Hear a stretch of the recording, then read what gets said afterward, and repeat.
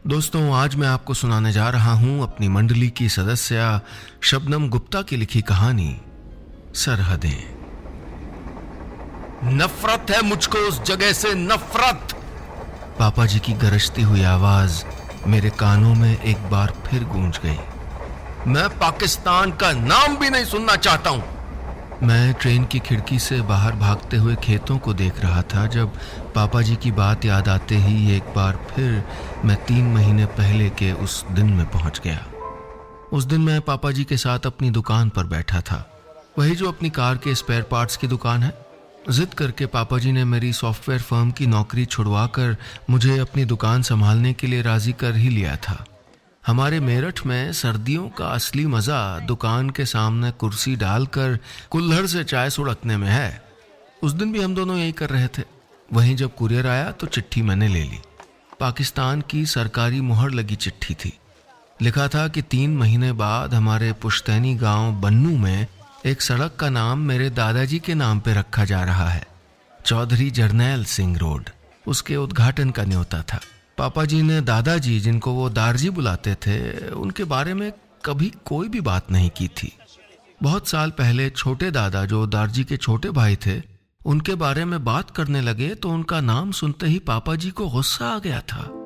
छोटे दादा के जाने के बाद बोले, चाचा जी ने अपने 3 बेटों के लिए दुकान, मकान और ऐनी विरासत छोड़ी है। मैनू अपने प्यो कोलों कुछ भी नहीं मिलिया। गुरदी पुत्र, प्यो दा साया किन्ना जरूरी होंदा है, ए मेरे कोलों पुछो। मैनू चाचे नाल कल्ला भेज दीता। वो कह रहे थे, मुझे अपने पिता से कुछ भी नहीं मिला। गुरदी पुत्र, बाप का साया कितना जरूरी होता है ये मुझसे पूछो। मुझको चाचा के साथ अकेला भेज दिया। उस दिन मैंने पापा जी की आंखों में वही 6 साल का बच्चा देखा जो 47 में देश के बंटवारे के समय ट्रेन से अपने चाचा जी के परिवार के साथ दिल्ली पहुंचा था। घबराया हुआ, सहमा हुआ, बिल्कुल अकेला। वो बच्चा अभी भी अपने पिता को और उस देश को अपना गुनहगार मानता था। मैं जानता था कि दारजी ने उनको चिट्ठियां भी लिखी थीं, पर पापा जी ने उनको खोल के पढ़ा तक नहीं था। एक बार मैंने पूछा भी, अगर आपको पढ़नी नहीं तो आप इनको फेंक क्यों नहीं देते? उन्होंने कोई जवाब नहीं दिया, लेकिन न चिट्ठियां खोली न फेंकी। फिर अचानक कुछ सालों से चिट्ठियां आनी बंद हो गईं। हम समझ गए कि दारजी अब दुनिया में नहीं रहे। मैंने तब भी जाना चाहा, बहुत कहा, लेकिन पापा जी ने सख्ती से मना कर दिया। उस दिन वो सरकारी चिट्ठी आई तो मुझको ताज्जुब हुआ कि पड़ोसी देश ने आखिर इतना बड़ा सम्मान उनको क्यों दिया है। पापा जी के पास कोई जवाब नहीं था, और जब मैंने कहा कि हमको जाना चाहिए तो वो नाराज हो गए। बोलने लगे, कोई जरूरत नहीं है, वहां जाना सेफ नहीं है, और वो पाकिस्तान के नाम तक से नफरत करते हैं। लेकिन इस बार मेरा इरादा पक्का था। अरे 35 साल का हूं मैं, पापा जी को दिखाना चाहता था कि मुझको भी पता है कि सही गलत क्या है। सारी उम्र मैं उनके दिखाए हुए रास्ते पर नहीं चलूंगा। उनके कहने पे नौकरी छोड़ दी थी, लेकिन ये बात नहीं मानूंगा। पिछले 6 महीने से हमने एक दूसरे से बात नहीं की थी। जिद और गुस्से में मैं पाकिस्तान आ तो गया हूं, लेकिन सच कहूं तो पापा जी की बातें याद आने पर मेरा दिल भी घबरा रहा है। यहां आकर मैंने गलती तो नहीं की? पहली बार अपने दादा की सरजमीन पर पैर रखने जा रहा हूं, लेकिन मन में खुशी से ज्यादा एक डर है। जब मैं बन्नू पहुंचा तो शाम का समय था, हल्की ठंडक थी। मैंने अपना मफलर निकाला और गले में डाल लिया। मौसम चाहे घर जैसा ही था, लेकिन बाकी सभी कुछ अलग था। पठानी सलवार सूट पहने हुए लड़कों और बुर्के में औरतों को देखकर मैंने खुद को फिर याद दिलाया, गलती से भी किसी मोहतरमा से बात मत कर बैठना। ये इंडिया नहीं है, इतनी पिटाई होगी ना कि अपनी शक्ल भी नहीं पहचानी जाएगी। मैं जो थोड़ा बहुत पाकिस्तान के बारे में जानता था वो टीवी सीरियल, किताबों और पिक्चरों की बदौलत ही था, और बचपन से ही और क्रिकेट प्रेमियों की तरह ही मेरे मन में भी ये कूट कूट के भरा हुआ था कि अपने देश से मोहब्बत का मतलब है कि पाकिस्तान के मैच हारने की दुआ मांगी जाए। इन्हीं ख्यालों के साथ बस स्टैंड के बाहर निकला तो सामने ढाबे पर मंजी और मुड्डों पर कुछ लोग चाय पी रहे थे। एक बुजुर्ग हुक्का घुड़क रहे थे। मैंने हल्की आवाज में उनसे पूछा, यहाँ कोई होटल है जी? तो वो बुजुर्ग आंखें छोटी करके मुझको घूरते हुए बोले, कौन है वो पुत्र तू? मैं बोला, जी मैं गुरदीप इथे सड़क दे उद्घाटन लई आया हूं। वो मेरी बात सुन के उठ के बैठ गए। ओए तू जरनैल दा पोता है? मैंने सर हाँ में हिलाया तो उन्होंने सबको बुलाना शुरू कर दिया। ओए देखो कौन आया है, जरनैल दा पोता आया है। उनकी आवाज सुनकर मिनटों में वहां लोग इकट्ठा हो गए। कोई मेरे कंधे थपथपा रहा था, कोई मुझसे हाथ मिला रहा था। एक बुजुर्ग औरत ने मेरे हाथ चूमकर अपनी आंखों से छुए तो मुझे हैरानी हुई। यहां तो मौसम ही बदल गया था। ये लोग मुझे जानते भी नहीं, फिर भी इतना प्यार कर रहे हैं। फिर मुझे पता चला कि वो जो बुजुर्ग हैं उनका नाम सुखविंदर है। वो दारजी के दोस्त थे, मेरे दादा के दोस्त। कोई होटल शोटल नहीं जाना, तू मेरे घर रहेगा। मैं उनको मना नहीं कर पाया। घर पर उनके परिवार ने भी मुझे बहुत प्यार दिया। मुझे लग ही नहीं रहा था जैसे मैं अपनों के बीच नहीं हूं। कुछ घंटे पहले का डर अब मुझे बेमानी लग रहा था। रात को पिंड के बहुत सारे लोग अपने घर से खाना बना के लाए। कोई मुझे बोला, पुलाव खा के वेग। कोई बोला, पुत्र तेरे दादे नू पोस्ती पहनदा पसंद सीगा, ए खा। हम सब ने वहीं साथ में खाना खाया। फिर मैं मंजी पर सुखविंदर बाबूजी के साथ बैठ गया। आसपास के घरों से मुड्डे आ गए और सब दारजी के बारे में बातें करने लगे। उनके किस्सों के टुकड़ों ने मेरे दिमाग में बनी मेरे दारजी की धुंधली सी तस्वीर में रंग भरने शुरू कर दिए। पार्टीशन के दंगों में दारजी ने बन्नू के कई परिवारों की मदद की थी। अपने छकड़े यानी बैलगाड़ी में तिरपाल के नीचे छिपाकर कई लोगों को भारत ले जाने वाली ट्रेन तक पहुंचाया था, लेकिन खुद उसमें बैठने से इनकार कर दिया था। पापा जी तब 6 साल के थे। उन्होंने दारजी से बहुत मिन्नत की, हाथ पकड़ के खींचने की कोशिश भी की थी, लेकिन दारजी नहीं माने थे। मैंने वहीं सुखविंदर बाबूजी को रोका। उस दिन दारजी क्यों नहीं गए थे?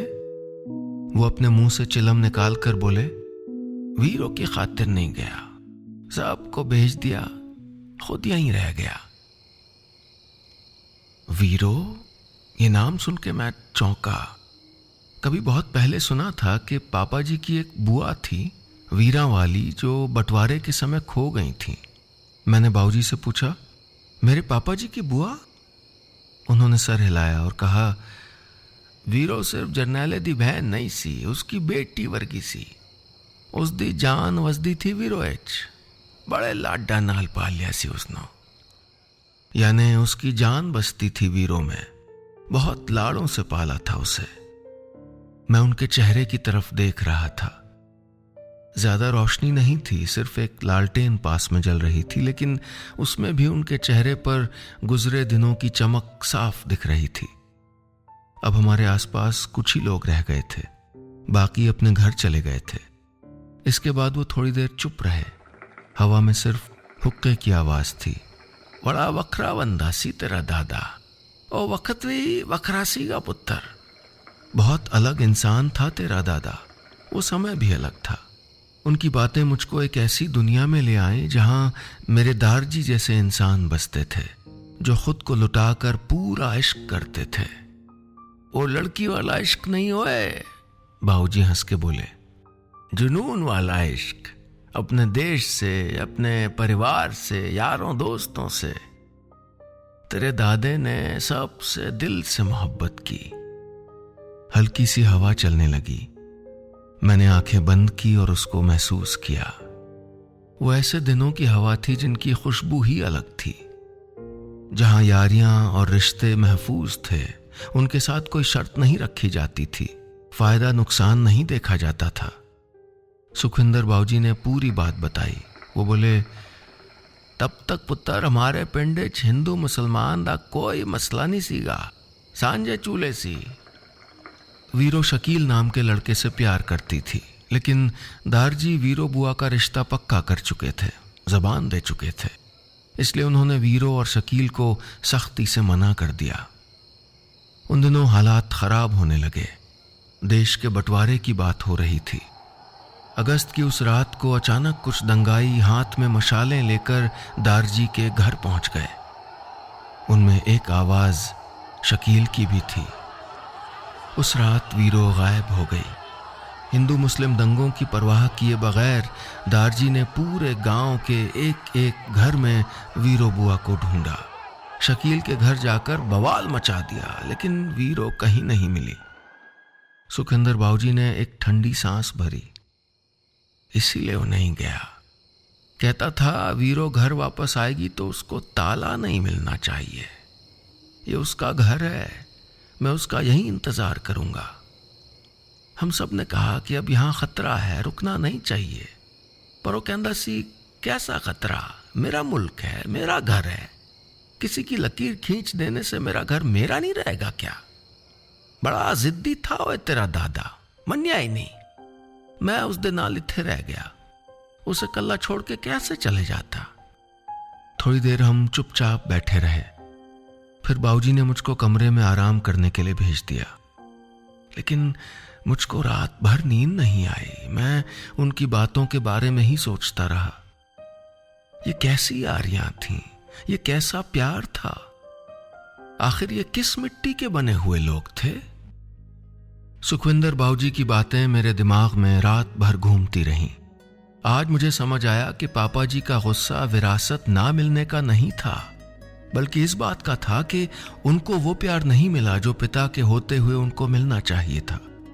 मुझे याद आया कि बचपन में मैं जब किसी बच्चे को अपने दादा या दादी के साथ देखता तो मेरे मन में यह जरूर आता कि काश मेरे भी लाड़ करने वाले दादा और दादी होते।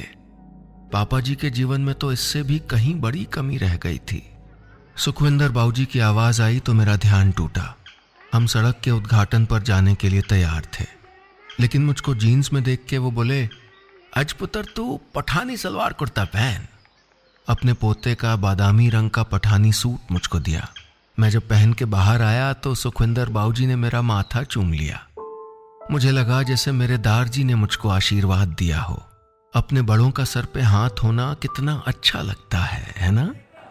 वहां पहुंचकर मैंने देखा कि ये किसी छोटे से मोहल्ले की कोई छोटी सी सड़क नहीं थी, बल्कि बन्नू शहर का हाईवे था। इसकी कहानी भी सुखविंदर बाबूजी ने बताई। बन्नू पाकिस्तान के बॉर्डर पे है और अफगान घुसपैठिए यहीं से देश में आते थे। बन्नू के चौक बाजार से होती हुई एक ही सड़क थी और वो यहाँ से आते जाते लूटपाट करते, लड़कियों को उठा के ले जाते। फिर अंग्रेजों ने इसे अपनी सेना के लिए छावनी बना लिया तो कुछ साल आराम से कटे, लेकिन बंटवारे के बाद फिर वही हाल हो गया। जब बात बर्दाश्त के बाहर हो गई तो दारजी ने मोर्चा उठा लिया अपने शहर के चारों तरफ एक ऊंची दीवार बनवाने का। कई सालों तक दारजी डटे रहे। आखिर सरकार को उनकी बात माननी पड़ी। शहर के चारों तरफ एक दीवार बनी और उसमें 9 गेट लगे और शहर के बाहर ये हाईवे बना। सुखविंदर बाबूजी बोले, सब तेरे उस जिद्दी दादे ने किया। वहां एक बड़े से पत्थर पर सुनहरी अक्षरों में अपने दारजी का नाम देखकर मुझको लगा जैसे मैंने कोई बहुत बड़ी जंग जीत ली हो। मैंने उसकी फोटो खींची। फिर जब अफसरों के आने पर सुखविंदर बाबूजी ने कैंची मेरे हाथ में देके कहा, पुत्र फीता तू कट। तो मैं बता नहीं सकता मुझे कितनी खुशी हुई। इतने लोग थे वहां। गांव का हर बच्चा, बूढ़ा, हर जवान था। सबके पास दारजी की कोई बात थी, कोई किस्सा था। सुखविंदर बाबूजी सबकी बातें सुनकर मुस्कुराने लगे, लेकिन उनकी आंखें नम थीं। यारा दा यार सी और तेरा दादा, बड़ा नेक बंदा सी। वहां से वापस आए तो मुझे वो दादा के घर ले गए। बाहर बड़ा सा बोर्ड है, हरमिंदर आसरा। हरमिंदर मेरे पापा जी का नाम है। दारजी के कहे अनुसार अब उनका घर ऐसी औरतों के लिए था जिनका कोई घर नहीं है। पापा जी को तो पता भी नहीं कि जिस बाप से वो सारी उम्र खफा रहे, उन्होंने उन्हीं के नाम पर इतना नेक काम किया है। जो प्यार मेरे हिस्से में आ रहा था वो उन्हीं के किए गए पुण्य कर्म का फल ही तो था। असली विरासत यही तो होती है। अब मैं अपने दादा को कुछ कुछ जानने लगा था, पर कुछ सवाल थे जिनका अभी भी मैं जवाब ढूंढ रहा था। मैंने सुखविंदर बाबूजी से पूछा, वीरो बुआ का कुछ पता चला? वीरो, उसका नाम सुनकर बाबूजी कुछ देर चुप हो गए। फिर उन्होंने बताया कि बहुत सालों के बाद वीरो की एक चिट्ठी आई थी। उसमें लिखा था, वीर जी मुझे माफ कर दो। उस दिन शकील ने कहा था कि दंगाइयों की आड़ लेके वो दोनों भाग जाएंगे, और उसी दिन हालात और बिगड़ गए। वो शादी करते इससे पहले ही पार्टीशन हो गया, उथल पुथल मच गई। शकील ने उसे तो दिल्ली वाली गाड़ी पे बिठा दिया, पर वो अपनी जान नहीं बचा पाया। हिंदुस्तान पहुंच के बहुत मुश्किल वक्त काटा वीरों ने। सुरेंद्र बाबूजी ने एक ठंडी सांस भरी। जरनैले ने जिस बहन को इतने लाड़ प्यार से पाला था, फूलों पे रखा था, उसने हर तरह का दुख देखा। बहुत दुखी हुआ था उसकी चिट्ठी पढ़कर। तभी उसने तेरे पापे को चिट्ठी लिखनी शुरू की थी। वीरो बहुत बीमार थी। वो चाहता था तेरे पापा जी उसको अपने पास बुला ले, उसका आखिरी वक्त ठीक से गुजर जाए, पर वो इसी ख्वाहिश को दिल में लिए चला गया। ये बात सुनकर मुझको एहसास हुआ कि पापा जी से गुस्से में बहुत बड़ी गलती हो गई थी। शायद उनको चिट्ठियां पढ़ लेनी चाहिए थी। शायद वो दारजी को माफ कर पाते। शायद वीरो बुआ का आखिरी समय हम सब के बीच अच्छा गुजर जाता। शायद दारजी को उनकी की हुई नेकियों का कुछ सिला ही मिल जाता। मैंने बाबूजी की तरफ देख के कहा, पापा जी ने गलती की, उनको ऐसा नहीं करना चाहिए था। वो थोड़ी देर चुप रहे, फिर बोले, पुत्र, वो कहना था, हरमिंदर मेरा पुत्र है, औलाद का हक होता है माँ बाप से नाराज होना, पर एक गल दस, औलाद का सिर्फ हक ही तो नहीं होता ना, कुछ फर्ज भी तो होता है। मेरे पास कोई जवाब नहीं था। मैंने सर झुका लिया। रात होने लगी थी। खाना खाने के बाद किसी ने घर के बाहर 4-5 मंजी बिछा दी। अभी तो महफिल जमनी बाकी थी। जरनैले का पोता सारे गांव का पोता था, और अभी मैंने सारे किस्से सुने ही कहाँ थे। सबसे मज़ेदार किस्सा तो अभी बाकी था। सुखविंदर बाबूजी ने बताया कि बहुत साल पहले जब वो लड़के थे तो दोनों दोस्तों ने रामलीला में भाग लिया। सुखविंदर बने राम और मेरे दारजी बने रावण। जब सीन आया कि रावण और राम एक दूसरे के सामने अपनी तलवार खींचे खड़े हैं, तो सारे पंडाल में चुप्पी छा गई। दर्शकों में तनाव था। राम ने पूछा, रावणा, सीता देवनी है कि नहीं देवनी है? यानी रावण, सीता मुझे वापस देते हो कि नहीं? तो रावण बने दारजी ने कुछ पल सोचा और फिर अपनी तलवार नीचे फेंक दी। बोले, मैं अपने यार नाल नहीं लड़दा। मैं ये सुन के हंसते हंसते लोट पोट हो गया। सभी हंसने लगे। उसके बाद दारजी को कभी रामलीला में कोई रोल नहीं मिला। मैंने बाबूजी की तरफ देखा और मेरे मन में आया, काश मैं अपने दारजी से मिला होता। यहां आकर बहुत कुछ समझ आने लगा है। अपनों से रूठने का हमें पूरा हक है, लेकिन रिश्ते तोड़ने का नहीं। गुस्से की भी एक उम्र होनी चाहिए। आज वापस जाना है। सामान तो पैक हो गया, लेकिन इतना सारा प्यार मिला है कि उसको सहेजने के लिए एक दिल छोटा पड़ रहा है। जाने का मन नहीं कर रहा। घर तो वही होता है जहां अपने हों, अपनापन हो। यहां सब मेरे अपने हैं। आज ये पाकिस्तान इंडिया वाली बातें सोचकर भी अटपटा लग रहा है। पाकिस्तान के लिए पापा जी की नफरत बेमानी लग रही थी। आज मुझे समझ आ रहा था कि जब बंटवारे की वजह से लोगों को अपना घर छोड़कर जाना पड़ा तो उनके लिए कितना मुश्किल रहा होगा। देश में खिंची लकीर दिल में नहीं खिंच पाई होगी। दारजी की मिट्टी यही थी, उनकी जन्मभूमि और उनकी कर्मभूमि दोनों यही थी। वो इसे कैसे छोड़ देते? सुखविंदर बाबूजी ने कहा, पुत्र, कुछ दिन और रुक जाता। मैंने उनका हाथ पकड़कर कहा, जल्दी वापस आऊंगा बाबूजी, प्रॉमिस। पर जाने से पहले अभी एक बहुत ज़रूरी काम बाकी था। मैंने अपने लैपटॉप से पापा जी को वीडियो कॉल किया। वो जैसे इंतज़ार ही कर रहे थे। मेरे कुछ कहने के पहले बोले, तू ठीक है पुत्र? तेरी ट्रेन का टाइम क्या है? रूस के कल्ला चला गया, मैंने फिक्र हो रही सी। मैं बोला, ऐसी फिक्र ही की दारजी ने सारी उम्र आपकी। वो चुप हो गए और इधर उधर देखने लगे। मैंने उनको प्यार से कहा, पापा जी मेरी तरफ देखो। मैंने तय कर लिया था कि आज उनको मेरी बात सुननी ही पड़ेगी। मैंने उनको वीरो बुआ की पूरी बात बताई, उनको अपना घर दिखाया। इसी घर में तो वो पैदा हुए थे। उसके बाहर लगी हरमिंदर आसरा की तख्ती दिखाई। वो धीरे से बोले, एक अमदा पेड़ होंदा सी, हाले भी है। यानी एक आम का पेड़ होता था, अभी भी है। मैंने वो पेड़ दिखाया तो उन्होंने स्क्रीन पर हाथ लगाकर उसे छूने की कोशिश की। फिर अपने पीछे खड़े बन्नू के लोग दिखाए। सब जरनैले दे पुत्र को देखना चाहते थे। ढेरों आशीर्वाद दिए। एक बुजुर्ग औरत ने उनकी बलाएं उतारी तो पापा जी की घनी दाढ़ी मूछें भी उनकी मुस्कुराहट को छुपा नहीं पाईं। फिर सुखविंदर बाबूजी ने उनसे बात करनी शुरू की। पहले थोड़ा डांटा, फिर दारजी के बारे में बात करने लगे। धीरे धीरे पापा जी की आंखें भर आईं। फिर मैंने उस सड़क की फोटो और उस पर लिखा हुआ दारजी का नाम दिखाया। उनको उस सड़क के बनने की पूरी कहानी सुनाई। जब मैंने कहा, असली विरासत ये है जो दारजी ने हमारे लिए छोड़ी है, मुझे बस यही विरासत चाहिए पापा जी, तो पापा जी चुप रहे, लेकिन उनके आंसुओं ने उनका जवाब दे दिया। वो बिना कुछ बोले ही मुड़े और अपनी अलमारी का वो दराज टटोलने लगे जिसमें दारजी की चिट्ठियां रखी थीं।